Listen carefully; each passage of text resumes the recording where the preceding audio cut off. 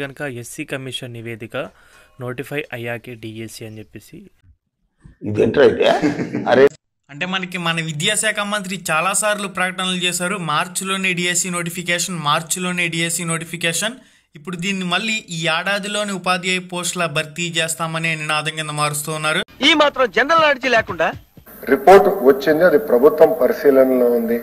Report వచ్చింది, ప్రభుత్వం పరిశీలనలో అది హౌస్ లో డిస్కషన్ జరుగుతుందని అనుకుంటున్నాం.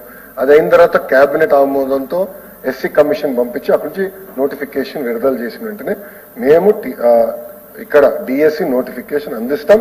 ఈ సంవత్సరంలోనే ఉపాధ్యాయుల్ని తీసుకొచ్చి నియమించే బాధ్యత మేము తీసుకుంటాం.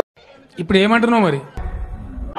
జీవో నంబర్ 51 ప్రకారం మనకి ఖచ్చితంగా సంవత్సరానికి 2 టెట్లు జరగాలి.